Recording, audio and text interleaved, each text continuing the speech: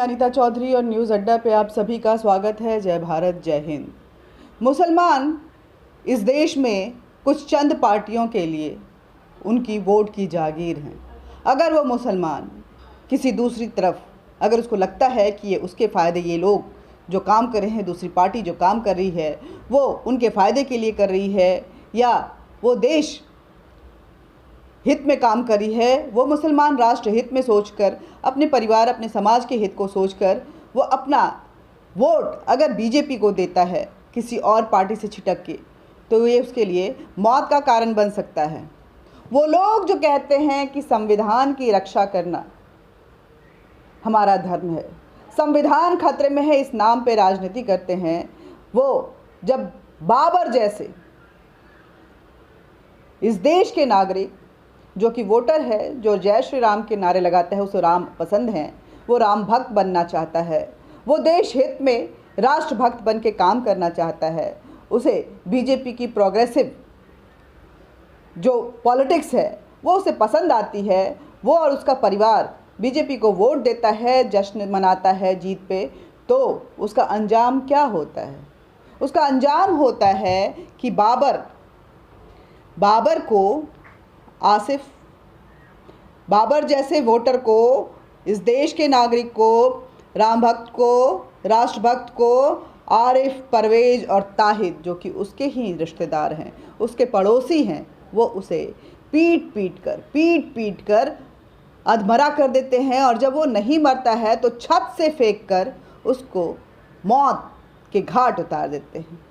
ये हर्ष है आपका। संविधान कहता है कि आप इस देश के अगर नागरिक हैं तो वैधानिक तौर पे रजिस्टर किसी भी पॉलिटिकल पार्टी को आप वोट दे सकते हैं। बीजेपी वैधानिक रूप से नेशनल रजिस्टर्ड पार्टी है। संविधान इसकी पूरी इजाज़त देता है कि आप अपने वोट का अधिकार जो है अपने तरीके से कर सकते हैं और इसमें किसी का भी खलल नहीं होगा। लेकिन कुछ लोगों ने जो अब तक मुसलमानों को के दिल में जहर भरा हुआ है और उनको अपनी वोट की जागीर बनाया हुआ है, ये छिटकते हुए वोट उनको पसंद नहीं आए। कट्टरवाद कहीं ना कहीं राम भक्त पे भारी पड़ा और परवेज को मौत के घाट उतार दिया गया। माफ़ कीजिएगा, बाबर को परवेज ने मौत के घाट उतार दिया। ये हर्ष है इस देश का। संविधान खतरे में है। मैं इसलिए ऐसा बोल रही हूँ कि संविधान जिस चीज़ की इजाज़त देता है और उसको नहीं माना जाता है, संविधान का हवाला देते हुए, ये कोई बाबर पहली घटना नहीं है। इससे पहले हमने आपको दिखाया था कि एक मुस्लिम महिला जिसने जब अपने परिवार में बोला कि बीजेपी की जीत हुई है तो ये तो अच्छी बात है, हमने भी बीजेपी को वोट दिया, वो अच्छा काम कर रहे हैं, तो उसको घर से निकाल दिया गया और 3 तलाक की धमकी दी गई। ये आलम है इस देश का। अगर आप मुसलमान हैं तो आप बीजेपी को वोट नहीं दे सकते। हालांकि जो डाटा सामने आया है उसको अगर देखें तो तकरीबन 8% मुसलमान जो हैं वो उत्तर प्रदेश में बीजेपी को वोट दिए हैं। लेकिन इस मौत पे सबसे आश्चर्यचकित करने वाली बातें ये हैं कि बाकी जो पार्टियां जो लिंचिंग को, जो इस तरह के मौत और वाली जो द्वंद्व है उसको लेकर के पॉलिटिक्स करते रहते थे, मॉब लिंचिंग को लेकर के बड़ी बड़ी जो सियासत करते रहते थे, वो बाबर की मौत पे चुप्पी साधे हुए हैं। कुछ लोग तो जस्टिफाई भी कर रहे हैं कि हो सकता है उसके पीछे कोई और कारण हो। वो इसको नहीं, परिवार बोल रहा है कि हमारे बेटवा का कोई कसूर नहीं रहा, उसने बस बीजेपी के जीत पर मिठाइयाँ बांटी थी, जय श्री राम के नारे लगाए थे, इसकी वजह से उसको मौत के घाट उतार दिया गया। ऐसा उसकी पत्नी, उसकी माँ, सभी का कहना है। लेकिन पॉलिटिकल पार्टीज इसको मानने से इनकार की कि परिवार कहता है तो क्या हुआ। परिवार के कहने से क्या होता है, कोई और भी वजह हो सकती है, इसकी जांच होनी चाहिए। अब बताइए, मौत को लेकर के जो ये तांडव, पॉलिटिकल तांडव रचा जा रहा है, वहाँ आखिर संविधान को कैसे सुरक्षित रह सकते हैं? ये लोग जब संविधान की बात करते हैं तो कितनी घिन आती है। क्या संविधान इस तरह से सुरक्षित होगा? बाबर क्या था? बाबर इस देश का नागरिक था, सिर्फ नाम उसका बाबर था। बाबर एक राष्ट्रभक्त था। बाबर श्री राम के नारे लगाता था क्योंकि उसको पता था कि मेरी ओरिजिनल ओरिजिन कहाँ है। इसलिए वो इस बात से गुरेज नहीं करता था। बाबर को लगता था कि अब तक जितने भी पार्टियां आईं वो मुस्लिम परस्ती तो करती रहीं, मुस्लिमों के नाम पे वोट बटोरती रहीं, सत्ता में आती रहीं, लेकिन मुसलमानों के कल्याण के लिए, उनके विकास के लिए कोई भी काम आज तक नहीं करती रहीं। उनको मदरसे में अटका के रखी रहीं। उनको डॉक्टर बनना था, उनको इंजीनियर बनना था, उनको इस देश के प्रोग्रेसिव जो लाइन है उसमें अपनी सहभागिता निभानी थी, लेकिन वो मदरसों में कट्टरवादिता का पाठ पढ़ाने से ज़्यादा उनको कुछ नहीं सिखाया गया। बाबर इस बात पे को नहीं मानने की रहा था और बाबर को लगा कि मैं स्कूल में जाऊंगा, मैं और मेरी आने वाली जो पीढ़ी है वो मदरसों की इस संकुचित सोच से बाहर निकलेगी और इसलिए वो बीजेपी को वोट देना चाहिए। उसको लगा कि ये भारत मेरा राष्ट्र है, मैं इसके लिए राष्ट्रभक्ति के साथ समर्पित रहूँगा, तभी इस राष्ट्र को सुरक्षित रख पाऊँगा, इसलिए उसने कुछ ऐसी सोच के साथ बीजेपी को वोट दिया। लेकिन कट्टरवाद, वो कश्मीर का कट्टरवाद, कश्मीर फाइल में आपने देखा होगा ना, वो कश्मीर का कट्टरवाद, अगर जब इस तरह की घटनाएं आती हैं तो मुझे लगता है कि कहीं ना कहीं वो पूरे समाज में मुस्लिम परस्ती वाली कट्टरवादिता जो है वो हावी है और उसका ख़त्म होना ये पॉलिटिकल पार्टी जो हैं, जिसको कि हम कांग्रेस, सपा और कम्युनिस्ट कहते हैं, वो कभी नहीं चाहती। आपने देखा ही होगा कि जब इलेक्शन बीजेपी बंगाल में हार गई तो किस तरह से उनके कार्यकर्ताओं को काटा गया था, मारा गया था, भगाया गया था। मैं यही बात बोलती हूँ कि आप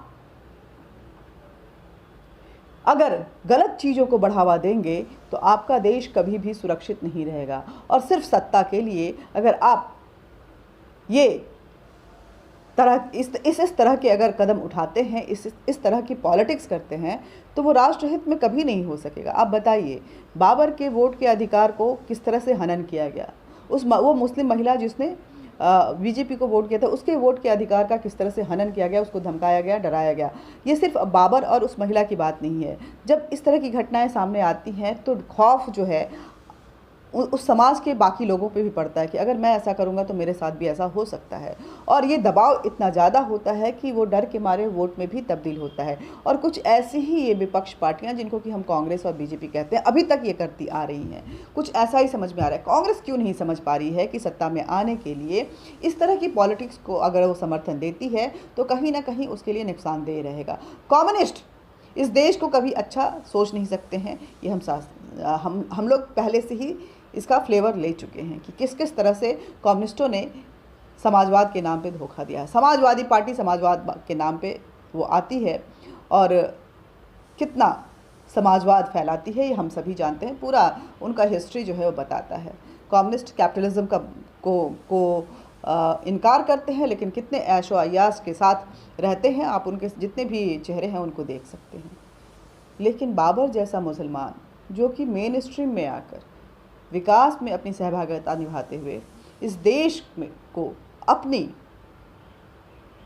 अपना समर्थन देना चाहता है, उसको मौत के घाट उतार देता है। और कई ऐसे जो विपक्ष के नेता हैं उनका बयान आता है कि इस मामले की जांच होनी चाहिए, परिवार के कहने से क्या होता है, वजह कुछ और भी हो सकती है। लेकिन आस पड़ोस और बाकी जो उनके परिवार वाले हैं उनके जितने भी स्टेटमेंट आए उन स्टेटमेंट में यही सामने आया कि बाबर ने जय श्री राम के नारे लगाए, बाबर ने भारत माता के नारे लगाए, बाबर बीजेपी की जीत पर जश्न मनाते हुए मिठाइयाँ बांट रहा था, बाबर बीजेपी को वोट दे रहा था। इसलिए बाबर का जिंदा रहना कट्टरवादिता को बिल्कुल भी मंजूर नहीं था।